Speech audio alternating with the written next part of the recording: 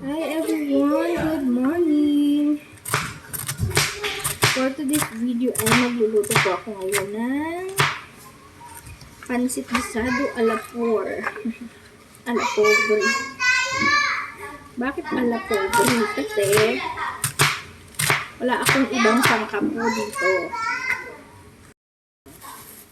Kung ano lang yung, ayan. Ito lang po kasi yung available na meron sa leaf ko. Ayan. Wala akong chicken or pork. Pero meron akong beef cherries. Kasi 'di ba po yung nilalagay naman talaga sa pansit madalas is kung hindi pork, chicken, shrimp, bihira yung naglalagay ng Kaso wala itong ground beef lang po yung meron sa leaf ko and then mga meatloaf. Kaya ito lang. And bagyo today dito sa amin, umuulan, kaya hindi na po ako lumabas.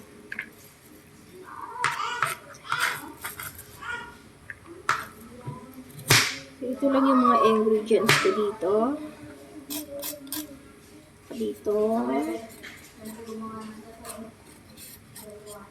Keep safe everyone po pala, no? Sa mga dito kasi sa amin sa Pampanga is signal number 1 lang. Alam ko merong signal number 2 sa ibang lugar. Kaya ingat po tayong lahat. Puso din ngayon yung trangkaso. Alam niyo bang kakagaling ko lang ng trangkaso? Sinisipon, sakit sa ulo, ubo, tapos sumabay pa yung pananakit ng tiyan ko and puson. Kaya ingat po pa tayong lahat.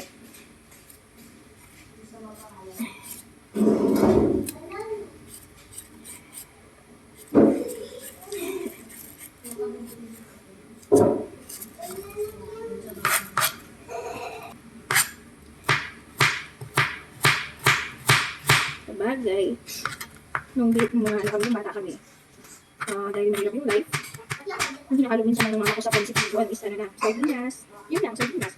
Hindi mo sa bawang sibuyas. Yun, okay na siya. So, hindi pa talaga matatawag na pansit sa buboy ko. Signal number 1, Pampanga na po. Signal number 2 sa mga province katulad ng Masbate. Ingat po sa mga kamag-anak ko sa Masbate. Ingat po kayong lahat. Medyo hindi ganun ako sanay pag gumawa ng content dahil matagal-tagal din po akong hindi nakagawa ng content. Kaya medyo parang naiilang na naman ako. Plus, yung nakakita ko maingay, kaya control yung voice.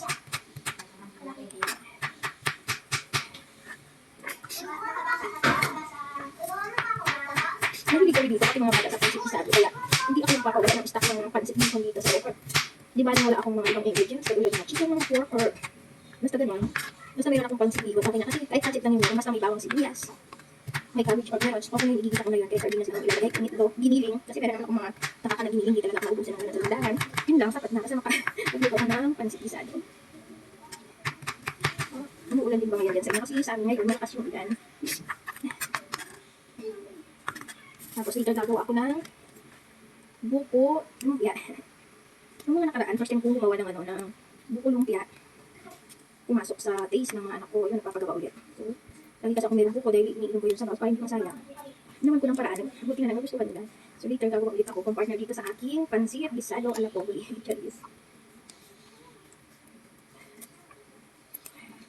Ano yung mga bilihin ngayon, guys? Kaya kailangan talagang magaling tayo mag-budget.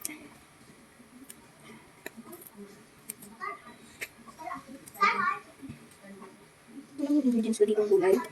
Ang bagyo beans, carrots, and repolyo. Wala na akong ibang yung celery nakalimutan mo. Kasi alam niyo ba celery is favorite ko. Kasi nababangan ako sa celery. Diba?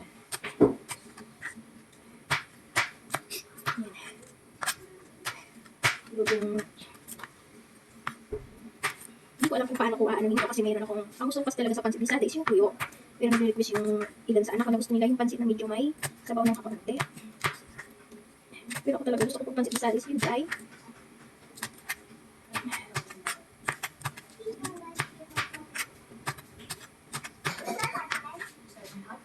Okay, push pa yung ano ko, yung gulay ko. Isang araw ko pa kasi binili ito eh. Pero yung mga pansit ko matatagal na. Hapto ko yung vegetables niya. Kung sa-overcook na, parang gusto ko kapag nagluluto ako, gusto ko lagi madaming bawang at sibuyas. Kaya gusto ko lagi akong stock na bawang sibuyas na madami. Kasi mahilig ako sa garlic and onion.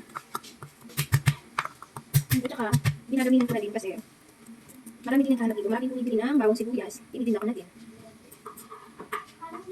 Dahil nung bago pa lang ako nagtitinda ng bago pa lang, hindi pa ako talaga nagtitinda ng ganito ng bawang sibuyas. Wala akong minagana. Pinahiya akong bintahan dahil sanay ako ng bawang sibuyas is nahiya akong ibenta. Binibigay ko na lang pagka may nagana lalo na sa kapitbahay namin. Inabit naman po yung kapitbahay namin. Pero dahil minsan binibigyan ko siya, nahiya siya na siya tuloy. Kaya sabi niya dapat magtinda daw ako. Kasi nahiya daw siya na binibigyan kasi ng bawang sibuyas. Ako naman sa ginawa ko, nagtinda na lang ako. Baka pag binigyan ko sila ulit, mahiya sila. Kaya nagtinda na lang ako ng tinda. Pero nandiyan lang ng bawang sibuyas. Sa ngayon, yung sibuyas ko, may sibuyas na yun at saka bawang. Yung isang buong bawang, benta ko, pag mahal ako lang yung mahal, 10 pesos yung isang buong bawang. Tapos, yung ganito naman kalaking unyo, yan ang ganito. So, actually, 10 pesos. Pagkatantaman lang is 5 pesos. Pero pag ganito kalaki 10 pesos yan. Kasi parang kapatak siya ng 8 pesos, yung isa kasi malaki. So, binibenta ko din siya ng 10 pesos. So, kung tama kumapatak ng 10 pesos, binibenta ko din ng 5 pesos para may 2 pieces din ako. Yan na. Ito naman yung ko. Kukunin ko na yung ating beef and meatloaf. Ito lang po yung available sa meatloaf and ground beef. Ito lang po yung isa sa uso. So, wash ko muna.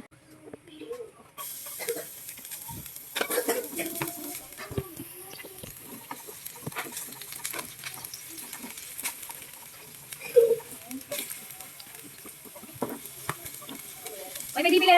Ayan po. Dapat sa pagigisa, dapat inuuna ang sorry. Dapat talaga inuuna yung sarili. 20! Dapat po talaga, yung inuuna po natin ay ang Diyos. Ang Diyos na ito, po dapat ang inuuna natin. Iuupo lang. Pero sa pagluluto po talaga, kahit ano lang naman yung unahin, bawang o sibuyas, lang naman yan. So, next natin is yung ground beef.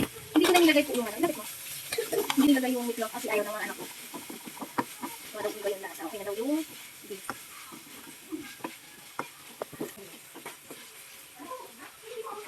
Tignan po natin ang paminta.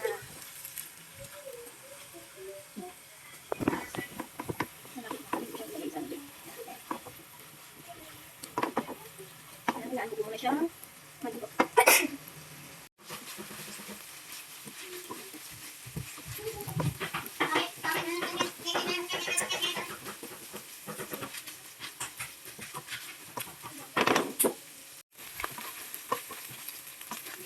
Hindi ka nalikawakan mo. Ay, hindi sis, mama. Namalit kasi kung sa kayo naglalagay eh.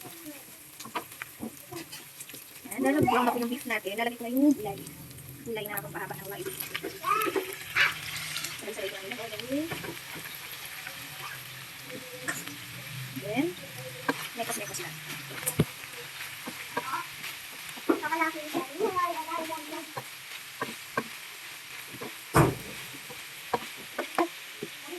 Buti ba dyan ang daming kopi ko, bro? Ablang ka. Si kuya mo, dahan-dahan, baka maano. Kung gumamit kayo ng gunting, wala na bang nakababa dyan? Ako mag-galaw ng kamay mo na. Kasi wala kang pala yan. Hindi naman yung nakapaglalagay ko na.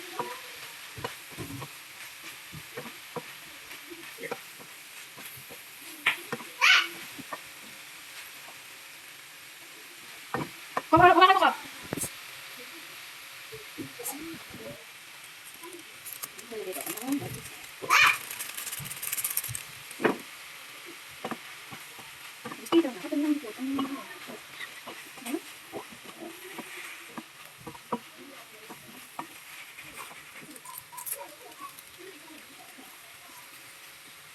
Lalagay na ko ng beef cubes.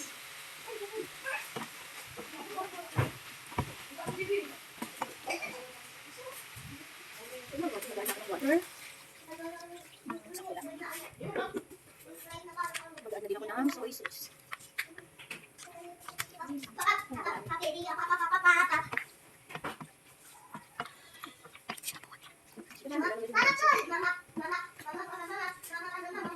Lalagay na din ako ng oyster sauce.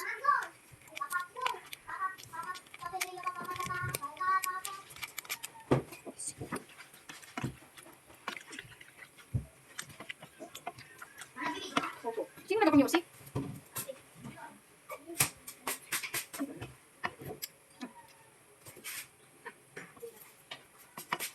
Nasakpan ko muna yan. Sasakpan ko lang yan para ako lang yung vegetables niya. Hindi nalagyan na natin yung pansit. At yung pansit bihon, ginagay ko na siya sa water. Para dito, ilalagay ko na siya.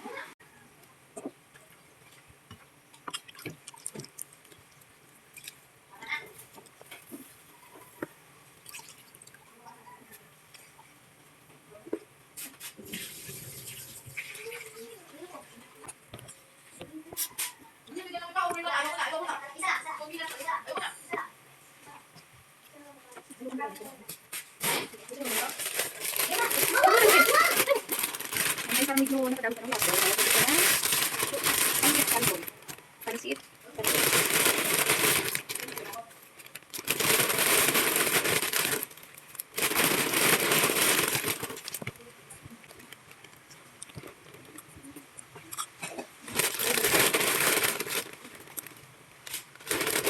Kalahati lang yung ilalagay ko.